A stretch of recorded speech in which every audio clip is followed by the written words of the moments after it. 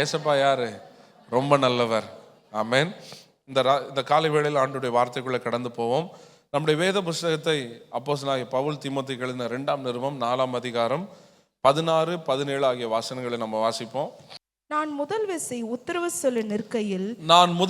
உத்தரவு சொல்ல இருக்கையில் ஒருவனும் என்னோட கூட இருக்கவில்லை. எல்லாரும் என்னை கைவிட்டார்கள்.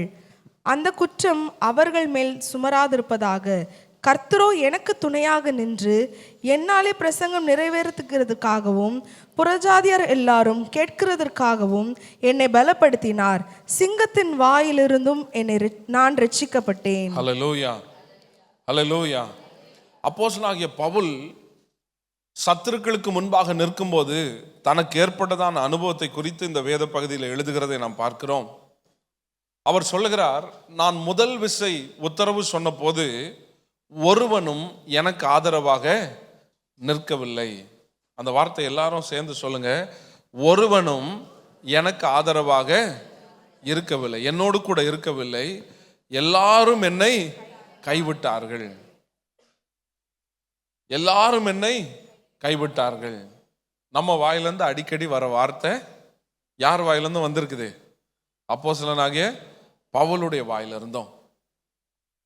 அதுவும் பல தடவை எனக்காக வந்துட்டு அவங்க வராமல் இல்லை. நான் முதல் விசை இப்போதான் உத்தரவு சொல்லவே நிற்கிறேன். அதுக்கே என் கூட யாருமே வரல. எல்லாரும் என்னை என்ன பண்ணிட்டாங்க? கைவிட்டுட்டாங்க. இன்னைக்கு நிறைய பேருக்கு இருக்கிற கண்ணீரை இதுதான். எல்லாரும் என்னை கைவிட்டுட்டாங்க, எல்லாரும் என்னை வெறுத்துட்டாங்க, யாரும் எனக்கு சப்போர்ட் பண்ணலை. இந்த வார்த்தையை சொன்ன பவுல் அப்போஸ்தலன் அடுத்த வார்த்தை எப்படி ஆரம்பிக்கிறாரு? 17ஆம் வசனத்தை எப்படி ஸ்டார்ட் பண்றாரு? எப்படி ஆரம்பிக்கிறாரு? ரொம்ப அழகா சொல்றாருல. என்னன்னு சொல்றாரு? கர்த்தரோ எனக்கு துணையாக இருந்து. கர்த்தர் யாருக்கு துணையாக இருந்து? இந்த காலை வேளையில் உங்களுக்கு சொல்லுகிறேன், கர்த்தர் உங்களுக்கு துணையா இருக்கிறார். எல்லாரும் கைவிட்டாங்க, கர்த்தரோ துணையா இருந்தார். ரெண்டு கையிலையும் ஒரு பக்கம் ஒரு ஆளை பிடிச்சிட்டு இருந்தீங்கன்னா கர்த்தர் வந்து பிடிக்க முடியாது. எல்லாரும் விட்டு போனாதான் யார் வர முடியும்? எல்லாரும் ஒதுக்குனாதான் யார் வர முடியும்? கர்த்தர் வர முடியும். அல்லேலூயா. சிலர் இன்றைக்கு உங்களை விட்டு விலகி போறாங்கன்னா சோர்ந்து போயிடாதீங்க, கர்த்தர் வரப்போகிறார்னு அர்த்தம். அல்லேலூயா. கர்த்தர் உங்களோடு கூட இருக்கிறார். உலகத்தின் முடிவு பரியந்தமுள்ள சதா காலங்களிலும் நான் உங்களோடு கூட இருக்கிறேன் என்று வாக்குத்தத்தம் பண்ணி இருக்கிறார். உங்களை அழைத்தவர் உண்மையுள்ளவர். அவர் முற்றும் முடிய உங்களை நடத்த போதுமானவராய் இருக்கிறார். யார் விலகி போனாலும் சரி, வேதம் சொல்லுகிறது, ஆண்டவர் ஒரு நாளும் விலக மாட்டார். ஆமென். கர்த்தர் ஒரு நாளும் விலக மாட்டார். வேதம் அப்படித்தானே சொல்லுது, நீ பலம் கொண்டு திடமனதாயிரு, நான் உன்னை விட்டு விலகுவதும் இல்லை, உன்னை கைவிடுவதும் இல்லை. கர்த்தருடைய பிள்ளைகளே, கடந்த வாரத்திலிருந்து இந்த வார்த்தையை நம்ம தியானிக்கிறோம்.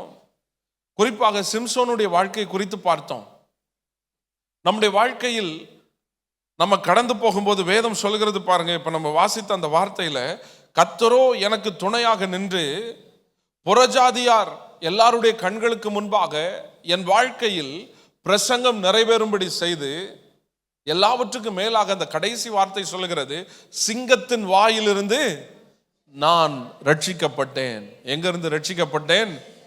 சிங்கம் தன் இரையை பிடிக்கும்னு சொன்னா அதோடைய பிடியிலிருந்து யாரும் தப்பு வைக்க முடியாது.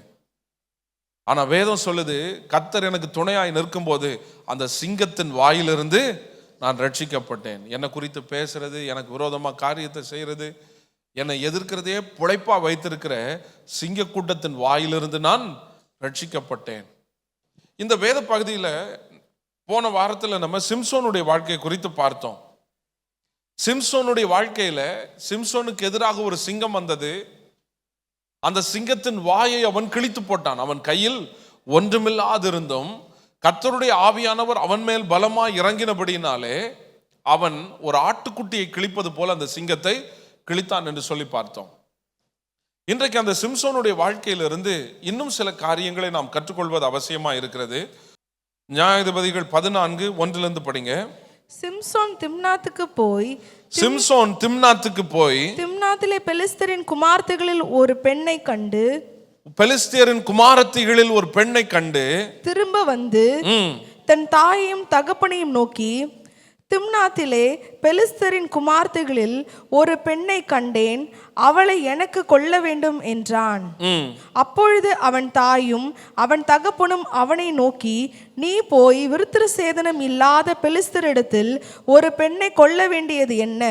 உன் சகோதரன் குமார்த்திகளிலும் எங்கள் ஜனம் அனைத்திலும் வேறு பெண்கள் உனக்கு இல்லையா என்றார்கள். சிம்சோன் தன் தகப்பனை நோக்கி, அவள் என் கண்ணுக்கு பிரியமானவள், அவளையே எனக்கு கொள்ள வேண்டும் என்றான். போதும். சிம்சோன் தகப்பனை பார்த்து என்ன வார்த்தை சொல்லிட்டாரு? அவளைதான் எனக்கு பிடிச்சிருக்கு. சிம்சோனை பார்த்து அப்பா அம்மா கேட்குறாங்க, நீ ரட்சிக்கப்பட்டவன், நீ பரிசுத்தமாக்கப்பட்டவன், விருத்த சேதனம் இல்லாத ஒரு கூட்டத்திலேருந்து நீ பெண் எடுக்கணும்னு நினைக்கிறியே, நீ தாயின் வயிற்றில் உருவாகும் போதே கர்த்தர் உன்னை அபிஷேகித்தது இந்த பெலிஸ்தியனை நிர்மூலமாக்குகிறதற்காக. கர்த்தர் உன்னை ஏற்படுத்தினதே எதுக்காக? பெலிஸ்தியனை அழிக்கிறதுக்காக. ஆனால் நீ போய் என்ன சொல்ற? இந்த பெலிஸ்தியன்ட்ட போய் பொண்ணு எடுக்கணும்னு சொல்றியே, இதெல்லாம் நியாயமா? அப்படி இப்படின்னு 1008 கேள்வி கேட்குறாங்க. ஆனால் சிம்சோனுடைய பதில் என்னது? ரொம்ப சிம்பிளா ஒரே வார்த்தையில் சொல்லிட்டார், லவ் இஸ் பிளைண்ட் அப்படின்ட்டார். அதெல்லாம் எனக்கு தெரியாது, எனக்கு அவளை பிடிச்சிருக்குது, கட்டுனா யாரை தான் கட்டுவேன்? அவளை தான் கட்டுவேன். கர்த்தருடைய பிள்ளைகளை, இப்போ சிம்சோனுடைய வாழ்க்கையை கொஞ்சம் நீங்க ஆராய்ந்து பாருங்க. இந்த சிம்சோன் தாயின் வயிற்றில் இருக்கும் போதே கர்த்தரால் தெரிந்து கொள்ளப்பட்டவன். கர்த்தர் தீர்மானித்து தான் இந்த பிள்ளை இந்த பூமிக்கு அனுப்புகிறார். கரெக்டா இல்லையா? இவன் பிறக்க முன்னாலே அப்பா அம்மாட்ட கூப்பிட்டு சொல்லிட்டாரு, இவன் நசரே விரதம் இருக்கணும், இவன் தீட்டான எதையும் எடுக்கக்கூடாது, இவன் இப்படி இப்படி தான் வாழணும் அப்படிங்கிற எல்லா ஹிஸ்டரி ஜியாகிரபியை கொடுத்து இந்த பெலிஸ்தியனை அழிக்கிறதுக்காக தான் இவன் பிறக்கிறான் அப்படின்னு சிம்சோன் மேல ஒரு வாக்குத்தத்தம் வச்சிருக்கிறார். உண்மையா இல்லையா? இப்ப வாக்குத்தத்தம் பண்ணப்பட்ட இந்த சிம்சோன் இந்த பெலிஸ்திய தேசத்தில் இருக்கிற ஒரு பொண்ணை விரும்பினது சரியா தப்பா? சொல்லுங்களேன். பேச மாட்டீங்களோ? இன்னைக்கு மௌன விரதத்தில் இருக்கீங்களா? கர்த்தர் அழைச்சது பெலிஸ்தியனை நிர்மூலமாக்குறதுக்காக. அழிச்சு நிர்மூலமாக்க வேண்டிய கூட்டத்திலிருந்து இவன் பொண்ணை விரும்பினது சரியா தப்பா? சரியா தப்பா? போன வாரத்தில் இதை நான் சொன்னேன். ஒரு வாலிப பையன் அவங்க வீட்டில் போய் என்ன பண்ணியிருக்கான் தெரியுமா? இதை நடிச்சு காமிச்சிருக்கிறான் அவங்க அப்பா அம்மாக்கு. இதை பயங்கரமாக நடிச்சு காமிச்சிருக்கிறான். அவங்க ஸ்கூலில் ஏதோ ஒரு இப்போ ஓப்பன் ஆகிற நேரத்தில் ஒரு ஈவெண்ட்டில் அவனுக்கு வந்து ஒரு ராஜாவை போல ஒரு வேஷம் போடுறதுக்கு அவனுக்கு ஒரு அழைப்பு கொடுத்துருக்குறாங்க. கையில் ஒரு கத்தி கேடகம்லாம் கொடுத்துருக்குறாங்க. இந்த கத்தியும் கேடகத்தையும் அவன் எடுத்துட்டு வீட்டுக்கு வந்து என்ன பண்ணியிருக்கான் தெரியுமா? அண்ணன் சொன்ன பிரசங்கத்தை நான் அவனுக்கு நடிச்சு காட்டுறேன் பாருமா அப்படின்னு அவங்கள உட்கார வச்சுட்டு, சிம்சோனை இப்படி போயிட்டு தலையை எடுத்துட்டு வாடான்னு அனுப்புனா, அவன் உள்ள போயிட்டு ஒரு ரோஜா பூவை எடுத்துட்டு, அது ரொம்ப, அதை பார்த்தேன் நான் வீடியோவில், போட்டு காட்டலான்னு பார்த்தேன். ஆனால் அவன் கூடாதுன்ட்டான். நீங்கள் போட்டுட்டீங்கன்னா அடுத்த சர்ச்சுக்கு வர மாட்டேன், வேணா சொல்லிக்கோங்க அப்படின்னா. கர்த்தருடைய பிள்ளைகளே பாருங்க, பிரசவம் ஓரளவுக்கு என்ன பண்ணியிருக்கு? ஆமாம், அவங்களுக்குள்ளேயே போயிட்டுனா மற்ற எல்லாருக்குள்ளேயும் போயிடும். அல்லேலூயா. சரி, இந்த சிம்சோனை கர்த்தர் அழைச்சது எதுக்காக? பெலிஸ்தியனை நிர்மூலமாக்க. ஆனால் உள்ளே போய் இவன் என்ன பண்ணிட்டு வந்திருக்கிறான்? ஒரு பொண்ணை பார்த்து அவளை தான் கட்டுவேன்னு வந்து நிற்கிறான். போகிற வழியில் இப்போ என்ன வந்து நிற்குது? சிங்கம் வந்து நிற்குது. இதை பார்க்குறவங்க என்ன சொல்லுவாங்க? உன்னை அழைச்ச அழைப்பை விட்டு நீ விலகி போனா வழியில் என்ன வரும்? சிங்கம் தானே வரும், உன்னை அழிக்க தானே செய்யும். ஆனா இங்க அடுத்த வசனம் சொல்லுது, 4ஆம் வசனம் சொல்லுகிறது, சிம்சோனுக்குள்ள இந்த ஆசை எதனால் வந்தது என்றால், பெலிஸ்தியரிடத்தில் குற்றம் பிடிக்க முகாந்திரம் உண்டாகும்படி கர்த்தரின் செயல். இது யாருடைய செயல்? இது யாருடைய செயல்? கர்த்தரின் செயல். கர்த்தருடைய பிள்ளைகளே, இன்றைக்கு இந்த காலை வேளையில கர்த்தர் உங்களுக்கு எனக்கும் சில காரியங்களை உணர்த்த விரும்புகிறார். ரட்சிக்கப்பட்டு ஞானஸ்நானம் எடுத்து பரிசுத்தாவியின் அபிஷேகத்தை பெற்று ஆலயத்தில் கர்த்தருடைய சரீரத்திலும் அவருடைய இரத்தத்திலும் பங்கெடுக்கிறதா நீங்களும் நானும் நம்முடைய வாழ்க்கையின் சில கடினமான பகுதிகளை கடக்கும் போது நம்மளை சுற்றி ஒரு கூட்டம் இருக்கும், நம்மளை பீறி போடுறதுக்குன்னு ஒரு கூட்டம் இருக்கும். சில தவறுகளை நம்முடைய வாழ்க்கையில் அவங்க பார்க்கும்போது, சில குற்றங்களை பிடிக்கும்போது அவங்க உடனே சொல்லிடுவாங்க, நீ தேவ சித்தத்துக்கு விரோதமாய் போனாய். யார் சித்தத்துக்கு விரோதமாய் போனாய்? தேவ சித்தத்துக்கு விரோதமா போயிட்ட. அதனால தான் உன் வாழ்க்கையில என்ன வந்திருக்கு? சிங்கம் வந்தது. அதனாலதான் உன் வாழ்க்கையில் இந்த பாடு, அதனாலதான் இந்த உபத்திரவம், அதனாலதான் உன் குடும்பம் பிரிஞ்சு கிடக்குது, அதனாலதான் உனக்கு கல்யாணம் ஆகல, அதனாலதான் குழந்தை பிறக்கல, அதனாலதான் இந்த வியாதி வந்தது. எதை வேணாலும் போடுவாங்க அவங்க. கிடைக்கிற கல்லெல்லாம் கொண்டு நம்ம மேல எறிவாங்க, நீ தேவ சித்தத்துக்கு விரோதமா இருந்தாய் அப்படின்னு. ஆனா இங்க 4ஆம் வசனத்துல என்ன வேதம் சொல்லுகிறது? இது யாருடைய செயல்? இது யாருடைய செயல்? கர்த்தரின் செயல். இது யாருடைய செயல்? கர்த்தரின் செயல். இப்ப இவனுடைய தாய் தகப்பன்ட்ட பேசினது கர்த்தரா வேற யாராதா? இவனுடைய தாய் தகப்பன்ட்ட பேசினது யாரு? இவங்க கிட்ட பேசினது யாரு? 13 அதிகாரத்துல நீங்க வாசித்தீங்கன்னா 3ஆம் வசனத்தை படிங்களேன். என்ன எழுதி இருக்கிறது? 2ஆம் வசனத்திலிருந்து வாசிங்க. 2ஆம் வசனத்திலிருந்து வாசிங்க. அப்பொழுது தான் வம்சத்தானாகிய பெலிஸ்தியர் கையில இவங்க அடிமையா இருக்கும்போது தான் வம்சத்தானாகிய சோரா ஊரானான ஒரு மனுஷன் இருந்தான். அவன் பேர் மனோவா. அவன் மனைவி பிள்ளை பெறாத மல்லடியா இருந்தாள். அவளுக்கு பிள்ளை இல்லாமல் இருந்தது. கர்த்தருடைய தூதனானவர் பிள்ளை இல்லாத அந்த ஸ்திரியை பார்த்து தூதனானவர் அந்த ஸ்திரிக்கு தரிசனமாகி அவளை நோக்கி, இதோ பிள்ளை பெறாத மல்லடியான நீ கர்ப்பம் தரித்து ஒரு குமாரனை பெறுவாய். யார் சொல்ற அந்த வார்த்தையை? கர்த்தர் சொல்லுகிறார். கர்த்தர் தம்முடைய தூதனை அனுப்பி பேசுகிறார். மனோவாவையும் அவனுடைய மனைவியும் பார்த்து சொல்லுகிறார், குழந்தை இல்லாம இருக்கிற நீங்க ஒரு பிள்ளையை பெற்றெடுப்பீங்க. அந்த பிள்ளை, அடுத்த வசனம் சொல்லுகிறது, அவன் இஸ்ரவேலை பெலிஸ்தியரின் கைக்கு நீங்களாக்கி ரட்சிக்க தொடங்குவான். இது யார் சொன்ன வார்த்தை? யார் சொன்ன வார்த்தை? கர்த்தர் சொன்ன வார்த்தை. இப்படி பேசிதான் கர்த்தர் யாரை கொடுக்கிறாரு? சிம்சோனை கொடுக்கிறாரு. இப்ப இந்த சிம்சோன் தான் 14ஆம் அதிகாரம் முதல் வசனத்துல வாசிக்கிறோம். பெலிஸ்தியருக்குள்ளே போய் யுத்தம் செய்து பெலிஸ்தியரை கொன்று இஸ்ரவேலை ரட்சிப்பான்னு பார்த்தா பெலிஸ்தியர்கிட்ட ஒரு பொண்ணை விரும்பிட்டு வரான். 4ஆம் வசனத்துல ஆண்டவர் சொல்றாரு, இது ஏன் செயல் அப்படிங்கிறாரு. 1ஆம் வசனத்துல அவன் பெலிஸ்திய பொண்ணை விரும்புறான். 2ஆம் 3ஆம் வசனத்துல தாய் தாப்பம் புலம்பி தள்ளுறாங்க, ஏன்பா உனக்கு இந்த பொழைப்பு, நம்ம வீட்டில் ஆள் இல்லைன்னா நீ போயிட்டு அங்கே பொண்ணு பார்க்க போயிருக்கிறியே. அவன் சிம்பிளாக சொல்லிட்டான், எனக்கு அவளை பிடிச்சிருக்கு. 4ஆம் வசனத்தில் வசனம் எழுதுது, வேதம் எழுதுது, இது கர்த்தரின் செயல் என்பதை அவன் தகப்பனும் அவன் தாயும் அறியாதிருந்தார்கள் அப்படின்னு. அப்ப 13ஆம் அதிகாரத்தில் நடந்தது யாருடைய செயல்? இதுக்கு முந்தின அதிகாரத்தில் பெலிஸ்தியரை அழிக்கிறதுக்காக உனக்கு ஒரு பிள்ளையை கொடுப்பேன்னு சொல்லி சிம்சோனை பிறக்க செய்தது யாருடைய செயல்? கர்த்தருடைய செயல். இவன் இருதயத்தில், இந்த சிம்சோனுடைய இருதயத்தில் பெலிஸ்தியருடைய எல்லையில போய் ஒரு பொண்ணு எடுப்பேன்னு ஒரு ஆசையை தூண்டி விட்டது யாருடைய செயல்? இது எப்படி ஒத்துப்போம்? இப்போ சொந்தம் கொண்டாடுறதா இல்லை கொல்றதா? என்ன செய்யறது?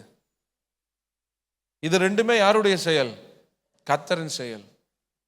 ரட்சிக்கப்பட்ட தேவ பிள்ளைகளே, இன்றைக்கு மிக முக்கியமான ஒரு காரியத்தை நீங்க தெரிந்து கொள்ளணும். கிறிஸ்தவ ஜீவியத்துல நீங்க எந்த சூழ்நிலையிலையும் கர்த்தருடைய வழிகள் இதுதான்னு தீர்மானிச்சிடக்கூடாது. ஹல்லேலூயா. கர்த்தர் உங்களுக்கு அநேக வாக்குத்தத்தங்களை கொடுத்திருப்பாரு, அநேக தரிசனங்களை கொடுத்திருப்பார், உங்களுடைய முடிவை உங்களுக்கு காண்பித்திருப்பாரு. இதெல்லாத்தையும் பார்த்த நீங்க ஆண்டவர் பேசிட்டார், ஆண்டவர் சொல்லிட்டார், ஒரு காரியத்தை தொடங்க முன்னால கர்த்தர் உணர்த்திட்டார், வாக்குத்தத்தம் கொடுத்துட்டாருன்னு ஒரே ஓட்டமா ஓடுவீங்கன்னா ஒரு நாள் ஏமாந்துருவீங்க. இப்போ உங்க முன்னால ஒரு கேள்வி வைக்கிறேன், பெலிஸ்திய பொண்ணை இந்த சிம்சோனுக்கு கட்டி வைக்கிறது தேவ சித்தமா? இவன் விரும்பினது தேவ சித்தம், சரி ஓகே. இந்த பிள்ளையை கட்டி வைக்கணுங்கிறது கர்த்தருடைய சித்தமா? தெரியுமா தெரியாதா? அந்த அதிகாரத்தினுடைய கடைசியில வாசித்தீங்கன்னா அங்க என்ன நடந்ததுன்னு சொல்லி அங்க வேதத்துல அழகா எழுதியிருக்கோம், அவனுடைய வாழ்க்கையில என்ன நடந்தது அப்படின்னு. என்ன எழுதியிருக்கு? சிம்சோனின் பெண் ஜாதியோ வென்றால் அவனுடைய தோழரில் அவனுடைய சிநேகமா இருந்த ஒருவனுக்கு கொடுக்கப்பட்டாள். யாரு?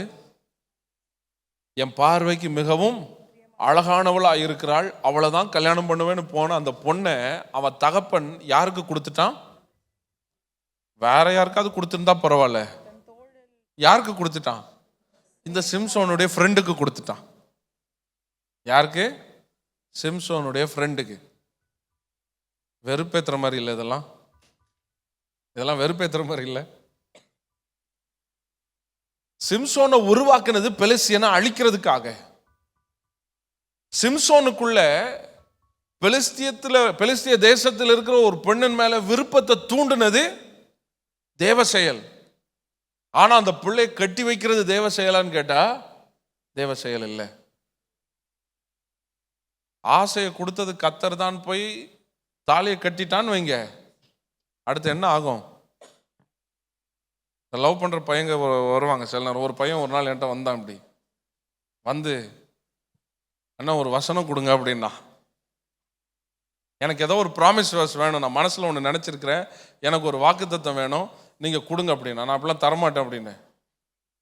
அவனே என்ன பண்ணிட்டான், பேக்கெட் கார்ட்ஸ், அந்த வசன கார்டு இருக்கு இல்லையா, அந்த கார்டு எடுத்துட்டு, சரி ஒன்றாவது எடுத்தாது கொடுங்க அப்படின்னா. சரி எடுத்து தானே கொடுக்கணும் உனக்கு, இந்தா எடுத்து கொடுத்தாச்சு, நீ படி, அப்புறம் நான் பார்த்துக்கிறேன் அப்படின்னு. அதில் வசனம் வந்திருக்கு, அவன் செய்வதெல்லாம் வாய்க்கும். என்ன முடிவு சார், என்ன வாய்க்கணும் சாருக்கு அப்படின்னு. இல்லை நான் இப்படி ஒரு ஆளை மனசில் நினச்சிருந்தேன், அது நடக்குமா நடக்காதான்னு தெரியல, எப்படி உங்கள்கிட்ட சொல்கிறதுன்னு பயம், அதனால வசனம் என்ன வந்திருக்கு எனக்கு, அவன் செய்வதெல்லாம் வாய்க்கும், அவன் செய்வதெல்லாம் வாய்க்கும். சரி அதெல்லாம் இருக்கட்டும். லவ் பண்ணுறவங்களுக்குன்னு ஒரு கொஸ்டினை ரெடி பண்ணி வச்சிருக்கிறேன். ஒரு 15 கேள்வி இருக்கும் அதில். ரொம்ப சிம்பிள் ஆயிடுச்சு இப்போல்லாம். இந்த ஃபார்மை ஃபில்அப் பண்ணிடு, இதில் இருக்கிற கேள்விக்கெல்லாம் நீ என்ன பண்ணு, பதில் எழுதிடு அப்படின்னு. இதில் பாஸ் ஆயிட்டேன்னா உன் லவ் பாஸ் ஆயிரும், இதில் ஃபெயில் ஆயிட்டேன்னா உன் லவ் ஃபெயிலுன்னு அர்த்தம். 3 மார்க்கு தான் வந்தது. 15க்கு எவ்வளோ மார்க் வந்தது? வெறும் 3 மார்க்கு தான் வந்தது. அவன்கிட்ட சொல்லிட்டேன், கண்டிப்பாக ஃபெயில் ஆயிரும், கவலைப்படாத. ஆண்டவர் வாய்க்குன்னு சொன்னார். ஆண்டவர் எப்போ சொன்னார்? நீங்கள் தானே கார்டு எடுத்து கொடுத்தீங்க, அவன் செய்வதெல்லாம் வாய்க்கணும். அந்த கார்டில் ஏதாவது நீ நாசமாக போவாயின்னு ஏதாவது கார்டு இருந்தால் காட்டு பார்ப்போம். எடு. கார்டில் அப்படியே எழுதி வைப்பாங்க. கார்டில் என்னதான் எழுதி வைப்பாங்க? அவன் செய்வதெல்லாம் வாய்க்கும், நீ ஆசீர்வாதமாக இருப்பாய், அப்படி தானே எழுதுவாங்க. நீ நாசமாக போவேன்னு எழுதி வைக்க முடியும் அதில்? சிலர் இந்த காடை பிடிச்சிட்டு படுத்துகிற பாடு இருக்குது பார்த்தீங்களா? காடை படுத்துகிற பாடு, அவங்க படுற பாடு. ரட்சிக்கப்பட்ட தேவப்பிள்ளை விசுவாச வாழ்க்கையில் தரிசித்து நடக்க அழைக்கப்படவில்லை, விசுவாசித்து நடக்க அழைக்கப்பட்டிருக்கிறாய். அல்லேலூயா, அல்லேலூயா. இப்போ சிம்சோனுக்குள்ள விருப்பம் வந்தது தேவ சித்தமான்னு கேட்டால் அது தேவ சித்தம். ஆனால் அந்த சித்தம் அவனுக்கு கல்யாணத்தை பண்ணி வச்சு பிள்ளை பெற்று பெலிஸ்தியனும் இஸ்ரவேலும் சம்பந்தம் கலந்து ஒரு புது சந்ததி உருவாகிறதான்னு கேட்டால் அதெல்லாம் இல்லை. ஏன் இந்த விருப்பத்தை கர்த்தர் கொடுத்தாரா? எங்க இந்த சிம்சோனை எதுக்காக உருவாக்கினாரோ, எதுக்காக சிம்சோனுடைய இருதயத்தில் ஒரு சின்ன நெருப்பை கர்த்தர் பற்ற வைத்திருக்கிறாரோ, அந்த நெருப்பை தீண்டி ஏற்றும்படியாய் அதில் எண்ணெய் ஊற்றும்படியா தான் யார் அனுப்பியிருக்கிறாரு? இந்த பெலிஸ்திய ஸ்திரீயை.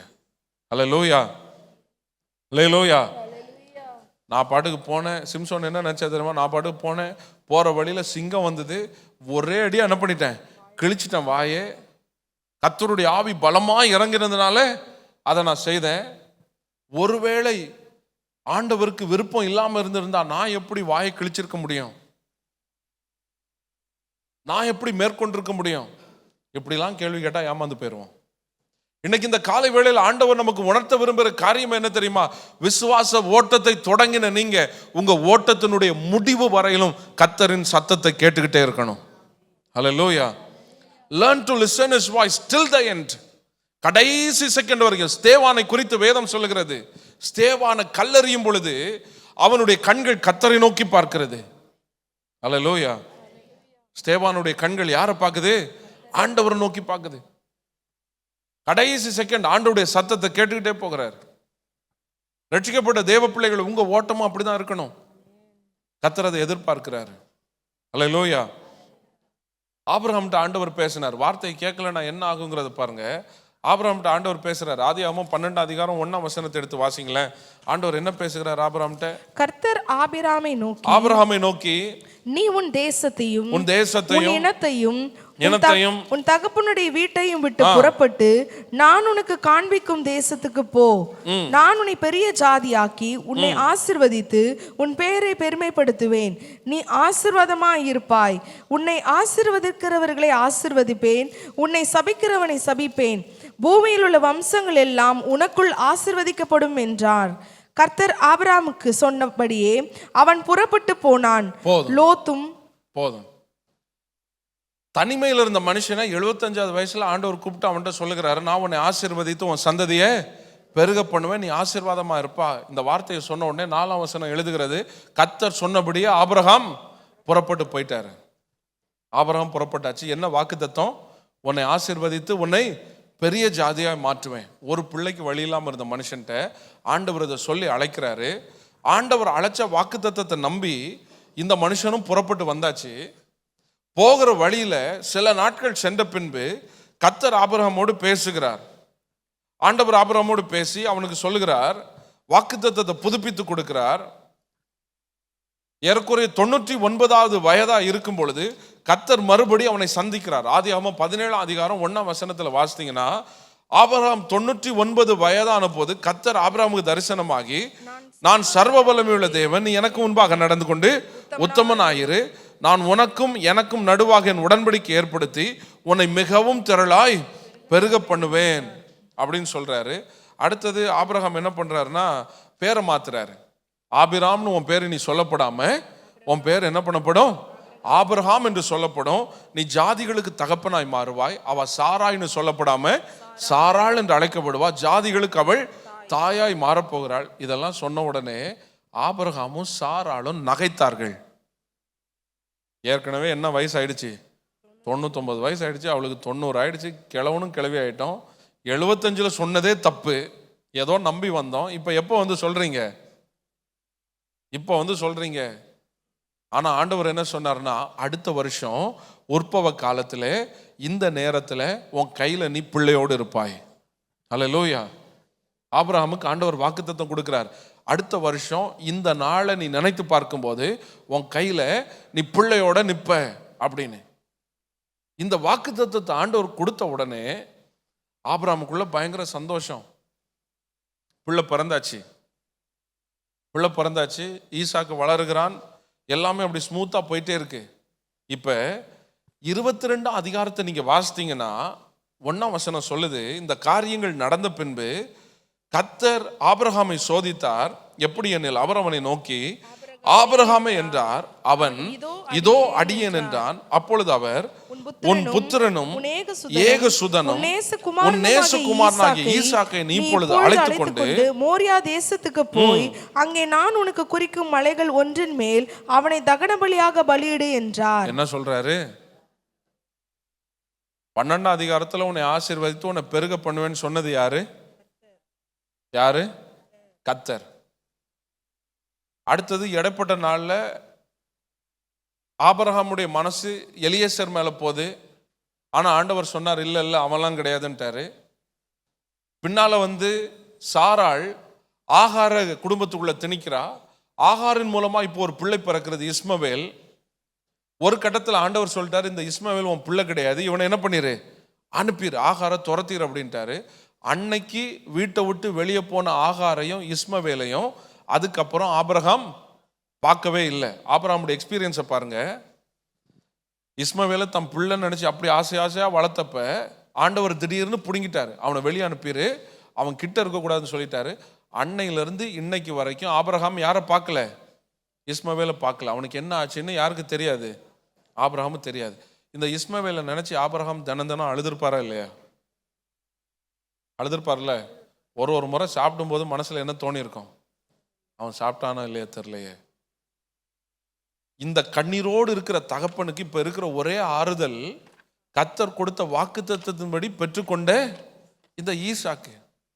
இப்ப என்னடானா, இந்த 22ஆவது அதிகாரத்துல ஆண்டவர் என்ன செய்யறாரு? நீ நேசிக்கிற உன் நேசகுமாரன், உன் ஒரே பையன், இந்த ஈசாக்க எனக்கு நீ தகன பலியா செலுத்தணும். எனக்கு நீ எப்படி செலுத்தணும்? தகன பலியா. ஏற்கனவே கர்த்தர் இஸ்மவேல் அனுப்ப சொல்லிட்டாரு. அன்னைக்கு போனவன அதுக்கப்புறம் பார்க்க முடியல.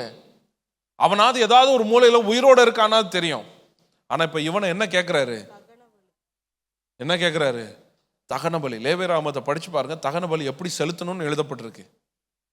தகன பலி செலுத்தும் போது அந்த மிருகமானது துண்டு துண்டாக வெட்டப்படணும். அதுக்குள்ள இருக்கிற குடல் தனியா, அதுக்குள்ள இருக்கிற ஒரு ஒரு ஆர்கன்ஸும் தனித்தனியா எடுத்து வைக்கப்படணும், பிரிக்கணும், கொலை பண்ணி போஸ்ட்மார்ட்டம் பண்ணணும். ஆபிரகாம் யாரு? யாரு? தான் நேசித்த பிள்ளைய. இப்ப நீங்க சொல்லுங்க, ஆதியாகமம் 12ல, அதுக்கடுத்தது ஆதியாகமம் 17ல கேட்டது தேவ சத்தமா இல்ல 22ல கேட்கறது தேவ சத்தமா?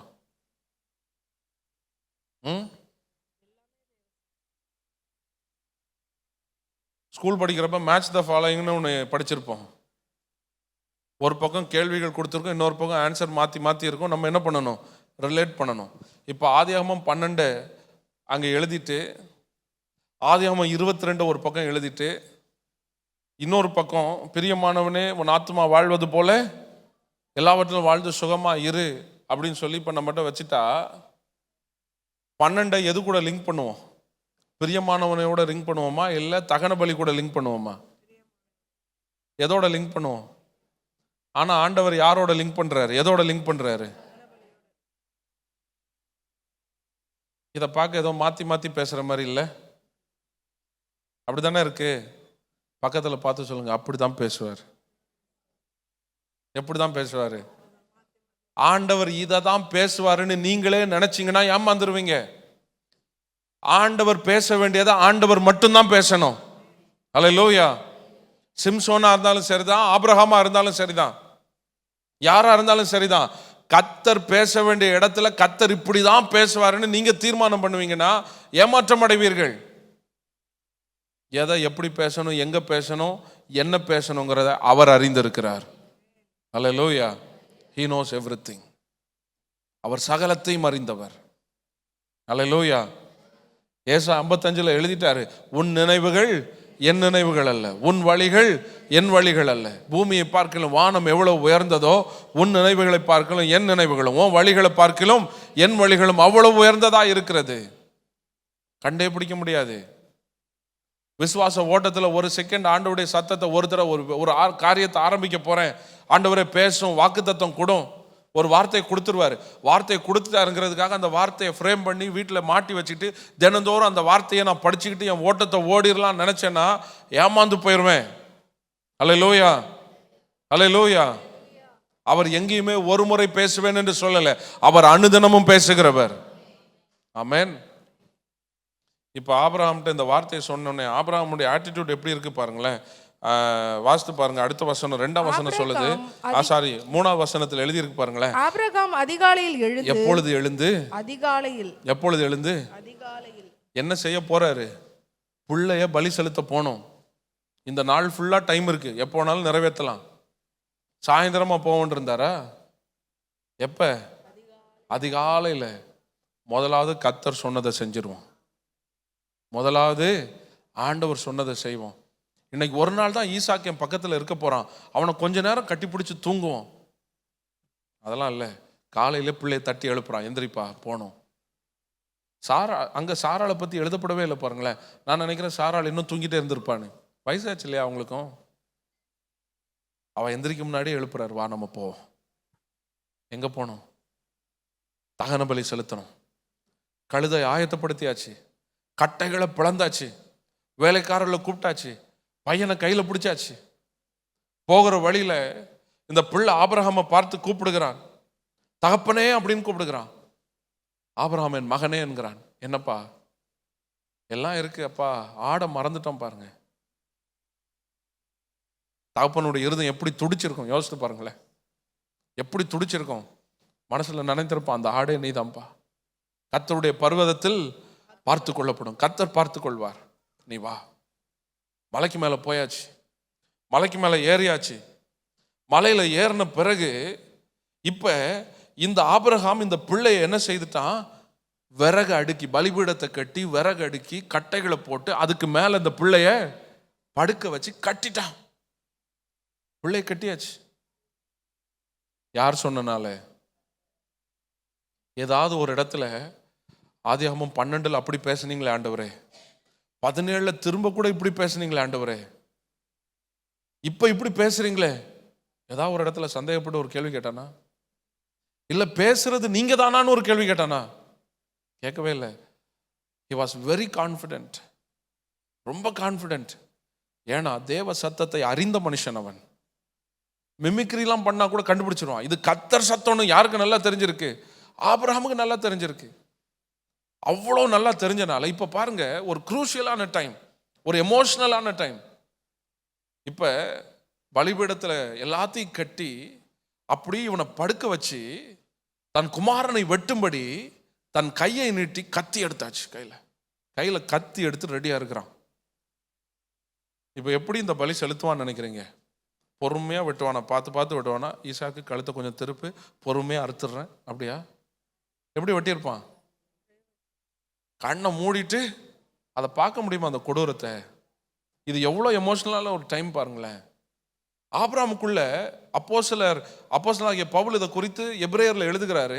இதை செய்யும் போது ஆபிரகாமுக்குள்ள இருந்த விசுவாசம் எப்படிப்பட்டதா இருந்ததுன்னா, இந்த மோரியா மலையில் இருக்கிற கற்களினால கர்த்தர் எனக்கு ஒரு பிள்ளையை உண்டு பண்ணி தர வல்லவர். ஓகே, ரைட்டு தான். இது விசுவாசம். இது யாருக்குள்ள இருக்கிற விசுவாசம்? இது வாக்குத்தத்தம் இல்லை, கர்த்தருடைய வார்த்தை அல்ல. இது ஆபிரகாமுக்குள்ள இருக்கிற விசுவாசம். இது ஃபெய்த். இப்ப கையில கத்தி எடுத்துட்டு ஓங்கி அதை வெட்டலான்னு இருக்கும்போது ஒரு சத்தம் கேக்குது. அடுத்த வசனம் சொல்லுது பாருங்க, 11ஆம் வசனத்துல, அப்பொழுது கர்த்தருடைய தூதனானவர் வானத்திலிருந்து ஆபிரகாமே ஆபிரகாமே என்று கூப்பிட்டார். எப்படி கூப்பிடுகிறாரு? ஆபிரகாமே ஆபிரகாமே என்று கூப்பிட்டார். அவன் இதோ அடியேன் என்றார். எப்படி என்ன பதில் சொல்றான்? இதோ அடியேன். 1ஆம் வசனத்திலும் எப்படி கூப்பிட்டாரு? ஆபிரகாமேன்னு கூப்பிட்டாரு. என்ன ரெஸ்பான்ஸ்? இதோ அடியேன். பிள்ளைய வெட்ட போற அந்த கடைசி தருணத்திலையும் ஆண்டவர் எப்படி கூப்பிடுறாரு? ஆபிரகாமே ஆபிரகாமேன்னு கூப்பிடுறாரு. அப்பையும் என்ன ரெஸ்பான்ஸ்? இதோ அடியேன். இதுல எங்கேயாவது பதட்டத்தை பார்த்தீங்களா? தடுமாற்றத்தை எங்கேயாவது பார்த்தீங்களா? ஒரு பிள்ளை பள்ளத்துல விழப்போகுதுன்னு வைங்க, நீங்க பார்த்துக்கிட்டே இருக்கிறீங்க, எப்படி கூப்பிடுவீங்க? கேஷுவலா ஆபிரகாமே ஆபிரகாமே அப்படியா? எப்படி கூடுவீங்க? சில நேரத்தில் நம்ம போடுற சத்தத்தில் அதான் விழலைனாலும் சத்தமே என்ன பண்ணிடும்? மல்லக்க தள்ளிடும். நம்ம பதறி, அந்த பிள்ளை பதறி. இங்க பாத்தீங்களா, ஆண்டவரும் பதறல, ஆபிரகாமும் பதறல. ஏன் தெரியுமா? ஆண்டவருக்கும் ஆபிரகாம் யாருன்னு நல்லா தெரியும், ஆபிரகாமுக்கும் ஆண்டவர் யாருன்னு நல்லா தெரியும். அல்லேலூயா. கிறிஸ்தவ ஜீவியம் இதுதான். ஒருவேளை ஆபிரகாம் ஆண்டவர் சொல்லிட்டார், அதை நான் நிறைவேற்றிய தீரணும், அதுல மட்டும்தான் எனக்கு ஃபோக்கஸ், வேற எதுவுமே கிடையாது, ஆண்டவர் ஒரு முறை பேசிட்டாரு அவ்வளவுதான் நினைச்சிட்டு ஓங்கி ஒரு போடு போட்டிருந்தாருன்னா என்ன இருந்திருக்கும்? ஓங்கி ஒரு வெட்டு வெட்டியிருந்தா என்ன இருந்திருக்கும்? ஈசாக்கு செத்துருப்பாரு. வேற பிள்ளை வந்திருக்குமா? வந்திருக்குமா? கண்டிப்பா வந்திருக்காது. கண்டிப்பா வந்திருக்காது. ஏன் வந்திருக்காது? இன்னொரு பிள்ளை உண்டாக்கி தர வல்லவருங்கிறது யாருடைய விசுவாசம்?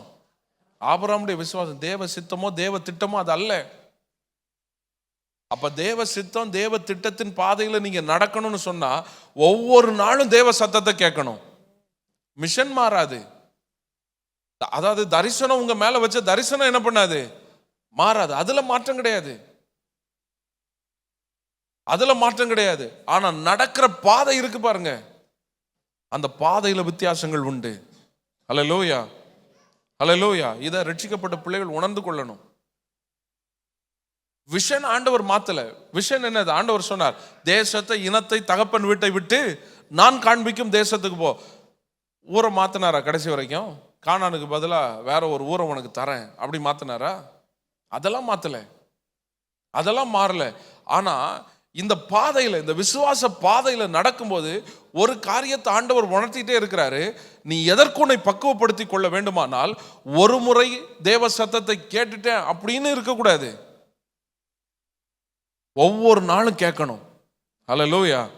நடக்கிற பாதையில, எப்படி நடக்கிற பாதையில நடந்து போகிற பாதையில அனுதினமும் நீங்க யாரோடு இணைந்து இருக்கணும்? கர்த்தரோடு இணைந்து நடக்கணும். அல்லேலூயா. தேவ சத்தத்தை கேட்டுக்கிட்டே இருக்கணும்.